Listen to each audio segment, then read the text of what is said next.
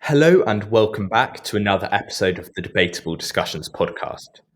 Today we are very lucky to be joined by Ryan Wain again, and we have a very exciting episode ahead. For those of you who don't know, Ryan is the executive director for the Tony Blair Institute, which is a UK-based but an international operating think tank changing the world. But most importantly, Ryan is also the first ever guest on this podcast. And now, a year later and 50 episodes later as well, he's back. Thank you so much for coming. My absolute pleasure. And what a year it's been for all of us, right? Yeah. Yeah, and so much has happened since we last talked to you. But before we sort of get into that, for our listeners who don't know, we were wondering if you could summarise the work of the Tony Blair Institute. Sure. So, look, it's the Tony Blair Institute for Global Change. And I would say we do two things, really. One is that we work with leaders right across the world. We are in fewer countries, I think, than your podcast has been. We're in 45. I think you guys were in about 60 by our last count. But we work at the highest level of government and supporting leaders to make change happen, deliver for their people.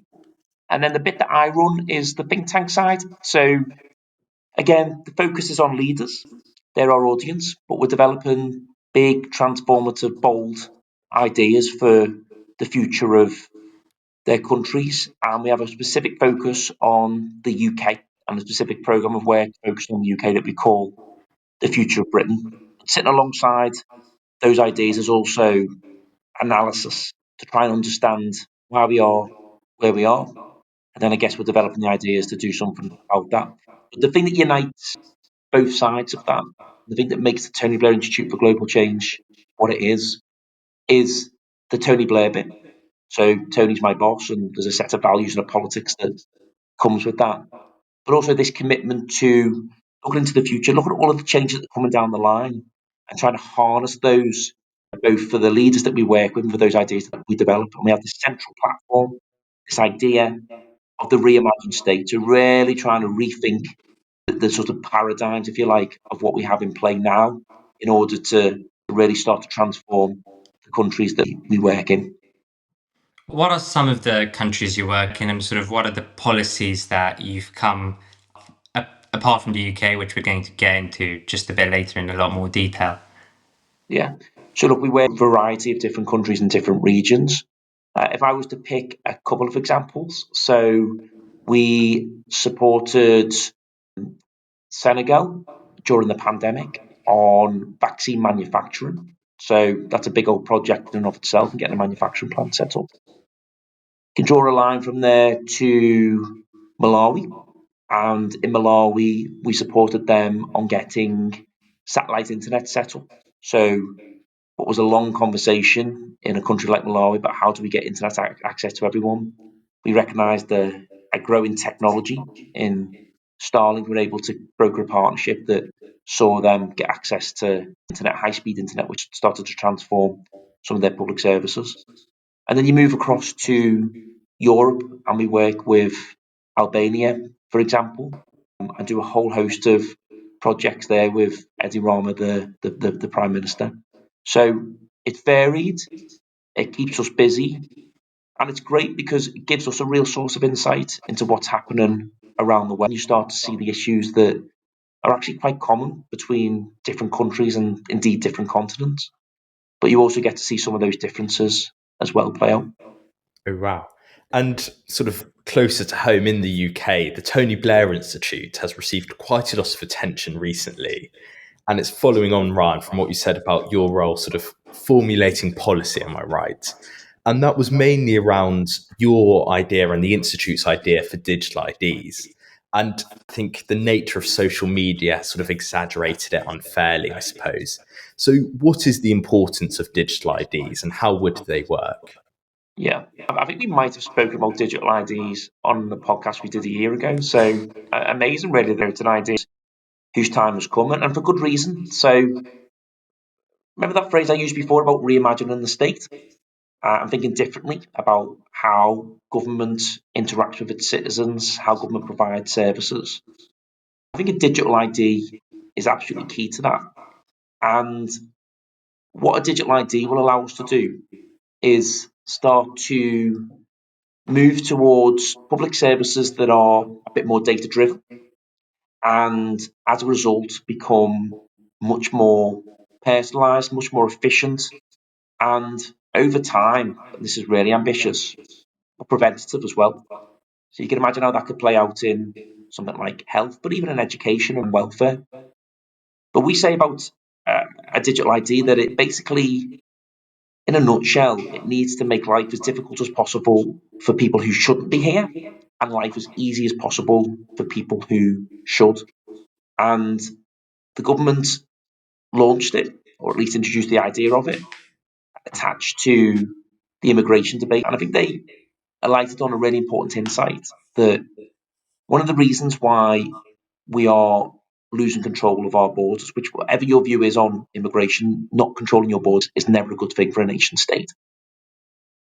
One of the reasons why we've lost control of our borders is that there is a real draw into the UK because of what we call our shadow economy. People are able to slip into the informal labour market. What we say about digital ID and what the government's correctly alighted on is that it will make enforcement of illegal working a lot more effective, but also it will shut down illegal living. So all of the things that sit around people who come to the country, who work illegally, who maybe want to send money home or want to access public services, you'll be able to shut that down quite quickly with digital ID. But the big opportunity is around that transformation of public services. And, from a simple thing about proving who you are at the moment, in a lot of cases, if you want to prove your identity, you have to do it in quite a manual way with a passport or a driver's license, either taken it to someone in real life or more often than not, photocopying it, scanning it, sending it to someone over email. And that's a really insecure way of sharing your data. And John, you mentioned about the online debate around digital ID. It has been a little bit crazy, and our opponents have moved straight to Big Brother, George Orwell, they've moved to dystopia. And look, there are, of course, legitimate concerns around all of this. They need to be addressed in the design of it. But I do think fundamentally this is about making life more easier and more effective for citizens. And I think they're desperate for it, to be honest. I think you've mentioned something really interesting there, and it's the sort of the way that the government has linked this with the immigration debate, but also the fact that a lot of the criticism of digital IDs has come from the sort of faction of society, if I can say that, that is quite passionate about the immigration debate. Why do you think this is? It's a bit counterintuitive, at least to me, that the people complaining about illegal immigration the most are also the ones that are most against this idea that would seem to at least alleviate, if not fix, the whole issue. Yeah, I think this is a great question, and there's a lot of ways we could take. First of all, I think a lot of people have an anxiety and a grievance around immigration, both illegal immigration, for obvious reasons, goes back to that point around securing your borders, but also around things like integration and pressure on public services. They are legitimate grievances, and it's a job of politics to provide solutions. And that's what worries me. And I think your question picks up beautifully. There is a growing wing of politics, particularly on the right wing populism, that seems to really want to speak to that grievance, that legitimate grievance, that anxiety. And they're not inventing those grievances, but they are exploiting them. And they're exploiting them by putting up a mirror and reflecting the anger back, but they're not providing a solution. And I think there is something about this being a genuine solution that means that it sort of scares them a little bit. Because the minute that mainstream politics starts to offer solutions to these grievances, a little bit of wind and fuel falls out of sails of those populists. And I've been doing a lot of media around this. I urge you to dig it out. I did an interview on Radio 5 a couple of weeks back, and it was a debate with Owen Jones, who obviously comes from the left. And Owen, in his usual sort of excitable way, was setting out why this was opening the door to, I think he referred to the Stasi at one point, so the secret police. And those guys did not need a digital ID in order to become an authoritarian, awful government. And I said to Owen, I I actually can't work out your politics at the moment, because he was also saying we're on the verge of electing a Trump-like figure in this country, and putting this tool in their hands, digital ID, will allow them to run riot over Britain. And I said to him, Owen, you're on the same side as the Trump-like figure you're talking about, which I assume is Nigel Farage. And it's just so interesting to see populists on the left, of which unfortunately I think Owen, who's written some great books in the past, by the way, probably belongs to that camp, along with Nigel Farage, who I think belongs to that camp, how they have just become united in this politics of grievance, of anger, of worry, of concern. And I think we've got to be in the business of providing solutions and answers. But that's really hard, because we have a media climate that is fragmented, and nuance and credibility don't travel that far. But it requires a new type of politics, I think. And if I'm being totally honest, I think we're still trying to figure that out, what that looks like at this moment in time. And I think that's a really interesting idea because, as you said there has been this, just especially around immigration, this huge rejection of mainstream politics. We see it with Farage. He's just totally capitalizing on these grievances. And there is a solution for it here, which legitimizes this idea of, I suppose, being a British citizen. But I don't know, is Nigel against the policy? I'd assume simply because it's a mainstream thing, which it's a better headline to be against, I suppose, for him. It is, but I also think one of the watchouts for reform, who are ahead in the polls and are commanding popular support, one of the watchouts for them, and if I was advising them, which I'm absolutely not, and I don't mean they'd accept my advice anyway, they've got to be so careful to not bring what is an online fringe wing of their movement into the mainstream. And I think they've listened to that wing a little bit too much on digital ID, and so they're crying dystopia. But also, you saw at their conference, right, a couple of weeks back now, that they gave a platform to a guy who basically linked the COVID vaccine to the royal family getting cancer. And he did that on the stage at Reform Conference. And I just think they've got to steer a steady path if they're going to bring normal people along with them to basically shed that mainstream bit of their party and their politics. If they can do that, I think it puts them in an interesting place. But I think they do feel a little bit beholden to them. I think that probably shapes how they turn up to debates like digital ID. Another thing that stirred up quite a bit of media attention is this policy that the Labour Party is trying to implement, which is that immigrants should have a sort of A-level like English sort of level.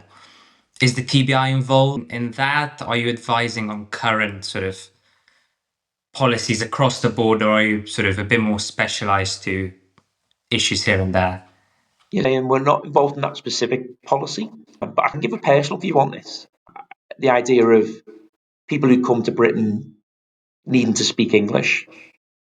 I think this is one where you can have an honest conversation with the public.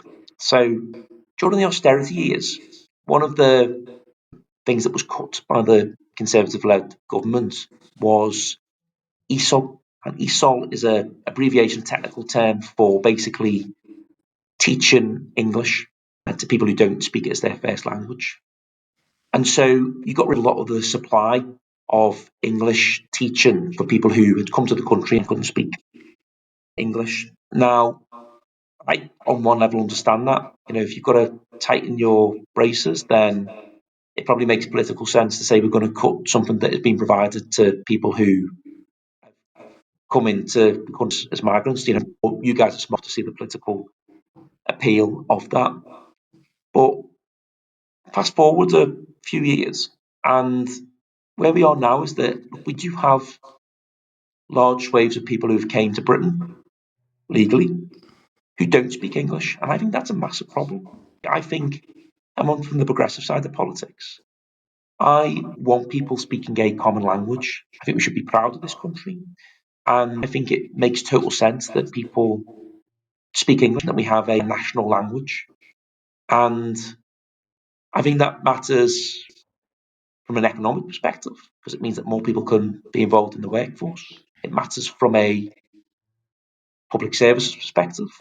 You want to have one language that people are able to interact with. It matters from an economic perspective and a spending perspective. You don't want to be spending loads of money on like translation, that sort of things.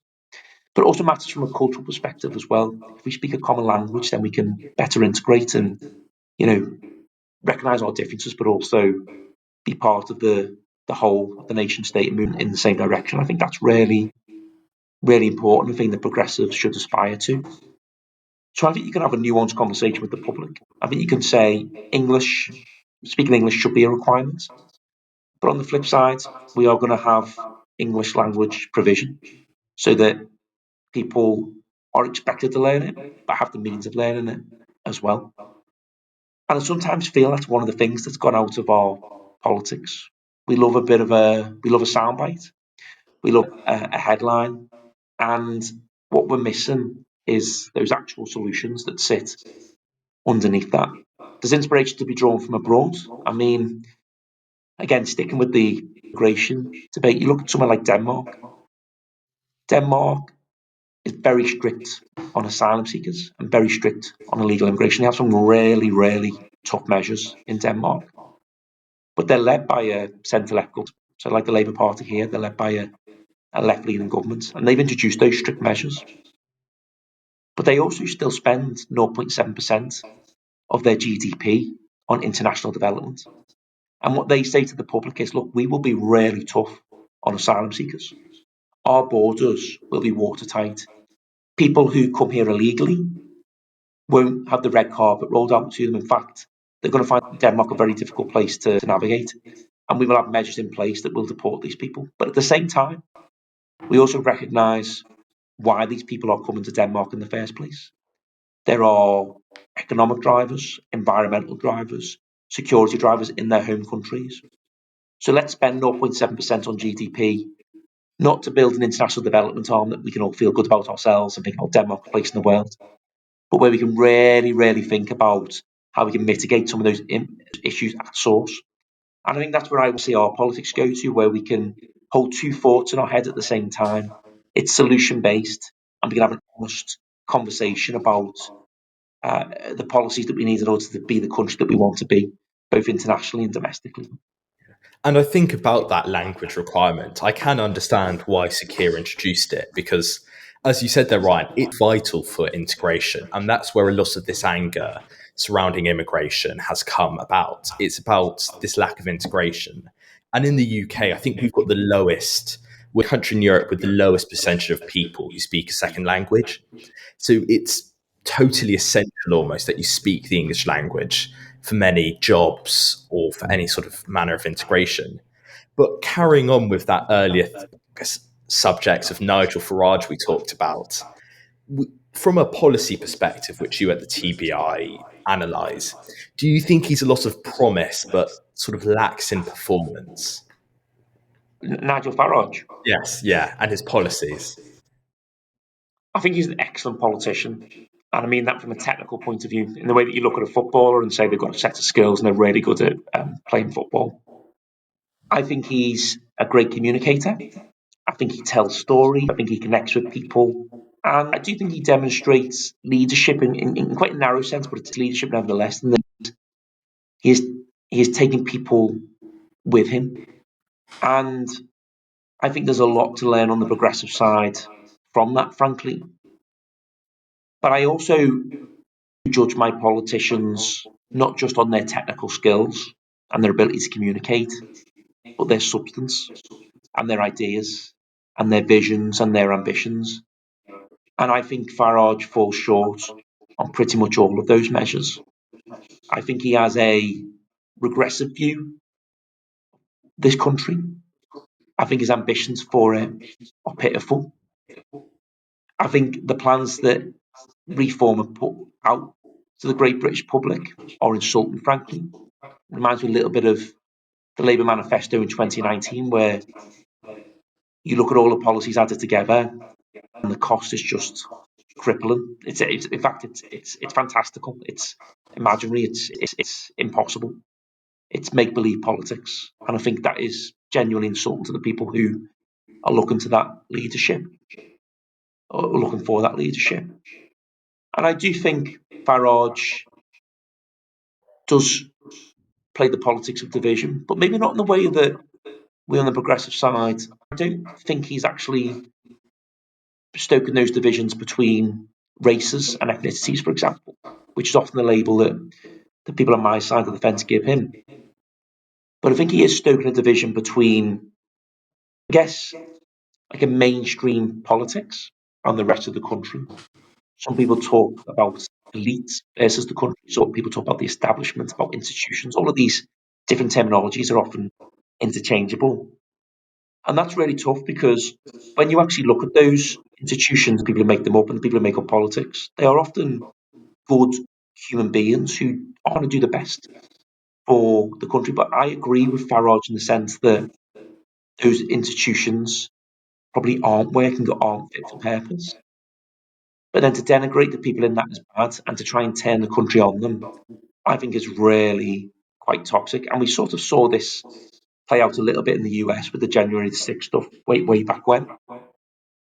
What he'd be much better doing requires him to think deeply and intellectually, is to make the argument for reform of these institutions. In the same way we started this conversation by talking about data-driven personalised preventative public services, about revolution in education and health. I think a Farage who starts to do that work could be a formidable force, actually, and would start to cause a lot of fear within Labour circles. He's not there yet, and there's still an opportunity, I think, for us to fill that vacuum of ideas that are going to transform this country. Arrest decline, reverse decline, transform, but I think that's the massive opportunity. I think another party that similarly has been getting quite a lot of publicity despite their reduced number of seats and despite not being quite as in the public eye is the Green Party. Yes. What do you think about what they're doing? What do you think about their strategy, their policies? It seems to me that they're sort of trying to emulate this reform wave in the public eye, but a bit differently with some different policies behind it. Yeah, I think that is a fair assessment. I also think Zach Polanski is a talented politician. I think that he has some major flaws. I think I know it's terrible to say, I actually cannot get over the hypnotist boob enlargement. I mean, that is just wild, right? And I know he says that he was hoodwinked into doing it, but I don't know, could you ever find yourself speaking to someone and proclaiming that you could do that? It's just, He loses all his credibility from almost. I agree. And, but for the purpose of this podcast, let's look beyond that. And I think he's a talented communicator. I thought his video was really compelling. And the Greens are going up in the polls. And people are looking for that disruption, that hope, that optimism. And I think that the drivers to the Greens are actually the same drivers to reform. It's not that everyone's suddenly become incredibly right-wing and is going towards reform. And it's not that everyone has suddenly become, religious around climate or incredibly left-wing and moving towards Greens. It's that they feel a status quo is failing them and they're rejecting it. And to your question about the Greens, I think they are pulling from the populist playbook and they are speaking to those grievances, those anxieties. They're creating this sort of mythical enemy, which is, again, the elite, the establishment. And they're also putting these quite interesting sounding proposals, solutions on the table that when you scratch at them, they're not actually solutions. A wealth tax, for example, I think, sounds great. Wealthy people should be the ones contributing to Britain's renewal, Britain's reinvigoration more than anyone else. But wealth is this weird intangible thing, and it's quite hard to tax that at one fell swoop. It's certainly hard to tax that and raise the money that I think some of these guys would have you believe that you could get from it. They could suddenly solve all of the country's problems. So I would love to see, for the sake of democracy, all of these guys not come together and work as one. I think that's make-believe politics again, but really do the hard work on what their actual intellectual solution-based offer is to the country. And it'd be brilliant to get democracy back to having a debate about ideas, the merits of ideas, rather than the sort of personalities and some of the fantastical stuff in politics today. Sort of carrying on with that idea of wealth and money for perhaps one of our last questions, we've seen Rachel Reeves for a long time refer to this black hole in public finances. And Sir Keir's been trying to combat perhaps a slowing economy. But how do you think he should actually do this? How can Sir Keir reinvigorate the British economy? I think you've got to answer that question, you've got to understand where the Labour government is at this moment in time. And this is quite unsophisticated analysis. I think it's helpful. So there's some nuance to this that I'm going to skate over. I think the government is trapped by free markets. And those free markets are leading to inertia and a bit of fear. So in turn, the first of those markets is the electoral market. This is voters. And Labour MPs, 89 of them have Reform, second place. 40 odd of them have Greens in second place. And the government, I think, is aware of that and is trying to think about how do you speak to Green voters as well as Reform voters. It's quite a tricky place to circle. You end up struggling a little bit in terms of getting a coherent agenda across. I think the second market is that political market, and within that is the commentariat. So the people who write in opinion columns and form of thinking. And the government wants to come across as credible to these guys that they've got a plan. But the other bit of that market is the Parliamentary Labour Party, who, for the reasons just set out around who's second in their seats and the fact that it's a very different, quite diverse Parliamentary Labour Party politically, they're in control. And we saw this with the welfare bill, right? And I think the government is scared of the Parliamentary Labour Party and their ability to get things done because they need the Parliamentary Labour Party to swing behind it and give them the vote that they need to get important legislation over the line. And then the last market I think they're scared of, and it's been well documented, is the bond market. And these are the guys, men and women, who basically buy UK bonds, and they buy bonds, and if they are direct to the UK, they're prepared to pay a little bit or receive a little bit less interest on those bonds because they're confident they can pay back. I think they are looking for credibility and a sound and sure economy. And so that creates a fear from government because they don't want to do anything that rocks the boat on that front. The thing that speaks to all three of those markets, and in fact overshoots them, and I think answers your question, what Keir and the government needs to do, is a bold, radical, transformative, credible plan for the future of this country. It's what voters are looking for. Remember, they're united by this pervasive sense of decline around them. They want a bold, credible, transformative plan to get us out of that. It's what the Parliamentary Labour Party are looking for. They don't want to do votes on individual issues like winter fuel allowance or cuts to welfare. They're prepared to do that, but as long as they see it as part of a broader, bigger, coherent plan. And the same for the bond market as well. The bond markets are about investing in Britain's future. And I think at the moment, it's hard for them to see what Britain's future is going to be. So I think it's politics' job to set that out. Again, bold, credible, radical, transformative plan. That's what we're trying to institute. And I would love the government to grab hold of that. And if they do, I think it could be incredibly transformative for the country, but also very exciting for us who are in and around politics. I think the last chunk of this conversation should go around a topic that's definitely been everywhere, which is Trump's new Gaza plan with Tony Blair sort of in charge, managing the area, managing the region. How are people at TBI sort of dealing with that statement? Any concrete policies coming into shape or anything like that? Well, we probably know as much as you do. So we've seen the obviously the statement from the president. It's still taking shape, and look, it doesn't need me to say it is such a difficult, incredibly challenging situation in the Middle East, and it is going to require leadership and empathy of the highest level. All I can say is I don't know what role Tony is going to play, if any, in the future of the region, but I have had a seat up close to him over the last 6 years, and he's a fantastic leader. He's got a deep respect for citizens, including the citizens of Gaza. And I think he's been really clear in his commitment to not displacing those citizens. I think he is a leader in the truest sense of the word. He can direct, he can drive things, he can make things happen.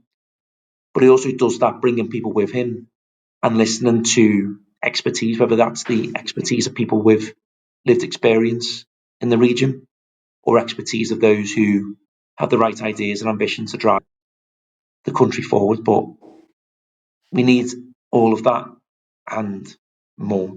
So if we can see that happen in the region, then I'll be incredibly grateful for it. But like you guys, I'm just sort of watching this unfold on my TV screens on a daily basis. Yeah. And with that, I think we'll end the podcast. So it's been great to have you on today, Ryan. And certainly me and Diane, I'm sure, have learned something. And I'm sure our listeners have as well. It's been very interesting. Thank you. Thank you. Cheers, guys. Really appreciate it. See you next week.